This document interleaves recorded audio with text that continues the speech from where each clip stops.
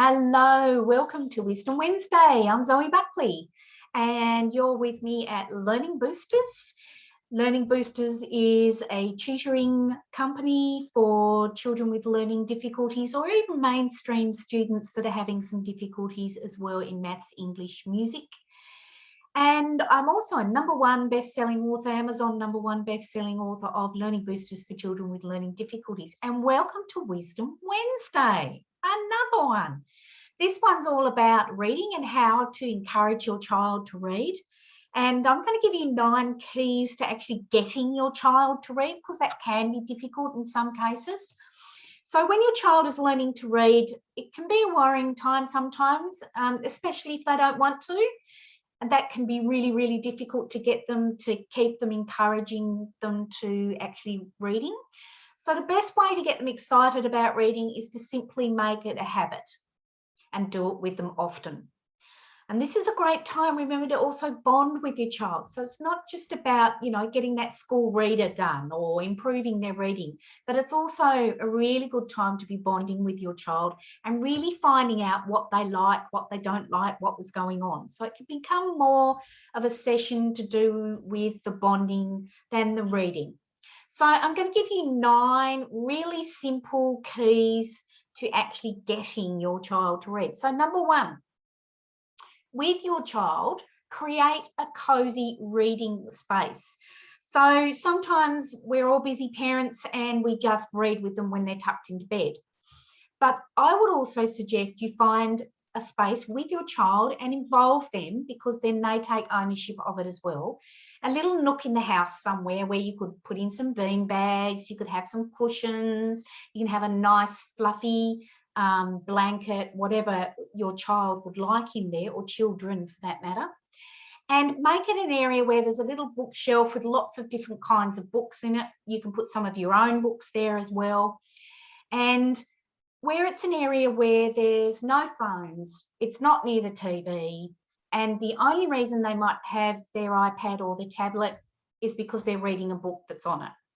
So they're not doing other things. So in this nook needs to be a really cozy, comfortable area where they can just go and sit and read. They're not necessarily reading to you. They can just sit and read. You can go there and sit and read as well. So you can both be in that space at the same time in a companionable silence, just reading. It could be a space where you can come together and you could read what they're interested in. And then you as an adult and a parent can share what you're interested in.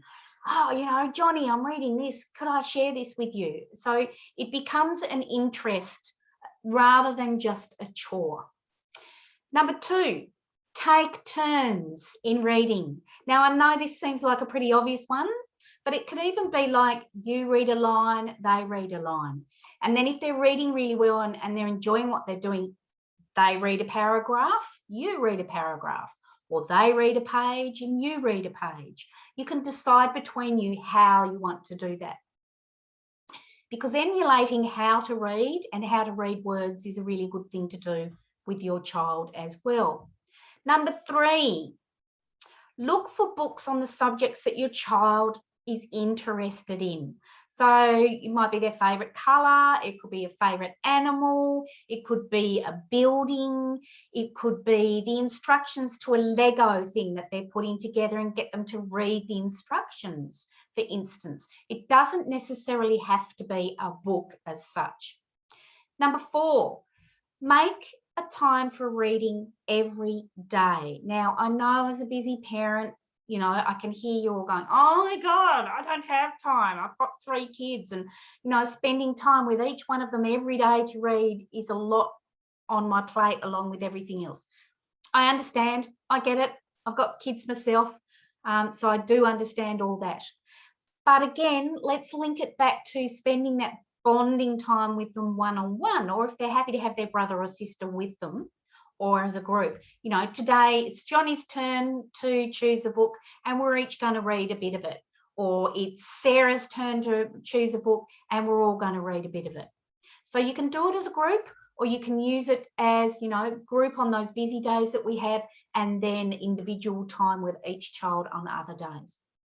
So number 4, definitely Try not to read around bedtime every single night. Or if you're going to do reading, you read to them rather than them reading to you. Most times kids are pretty tired by then, so they can associate or begin to associate reading with being tired, and they don't want to know. Or get them to do, you know, a couple of sentences and then you read the rest of it.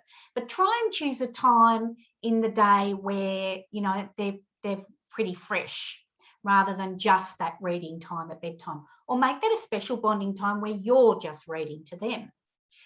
Number 5, get your child to read to the younger siblings. Now, this is a lovely bonding time for them both as well, and it's good reading practice for the older sibling. Or the older sibling could be helping the younger sibling to actually read a few words as well. So they're taking on a nurturing, learning, educating their younger sibling scenario as well. Number 6, as an adult, we need to exhibit a love of reading as well. So this is get your child to observe you actually reading, because again, they will emulate that and it will become a natural thing for them to be doing. Number 7, create a library where books are easy to reach. So in that little nook, have a bookshelf there. Don't pop the books right up really high. Have a low, what you probably call a low slung, short sort of bookshelf, so that they've got easy access to the books. Have your books there too. So it's not just their books, it's your books. So it's a combined thing, because they might like to take out your books and have a look at them as well. Number 8, use humour. Humour is really important when you're selecting books. When you've got someone who's just going, no, I don't want to read, I don't like it. Choose a joke book. Have them read it, you know, you read a joke, you know, whatever the joke might be. Get them to read a joke and the punchline, and talk about what sort of reading, what sort of writing it is, that sort of stuff. Find a nursery rhyme, tell them a nursery rhyme, and then say, oh, hang on, I've got a book with that in.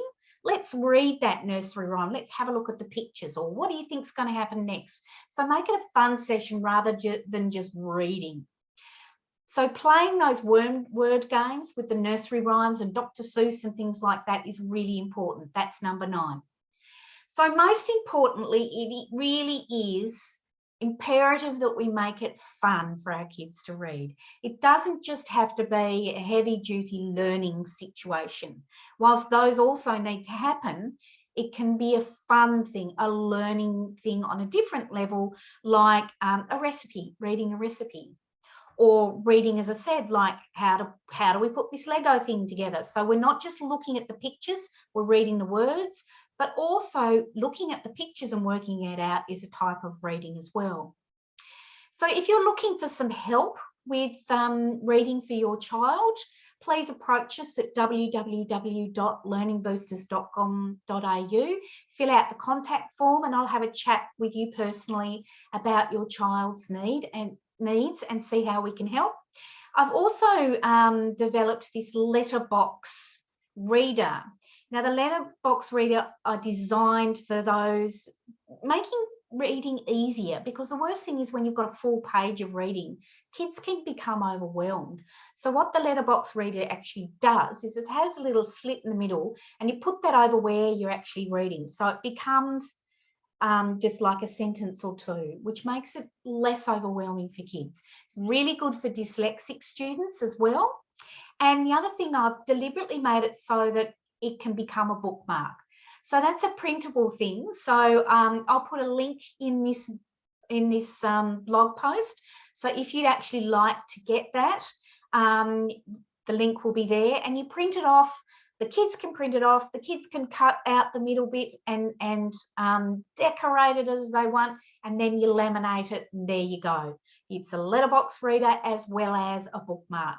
That's a really handy thing to use with those readers who are not really wanting to read, and for those dyslexic students that are having a little bit of trouble. So as I said, the blog will be, the link will be in the post below.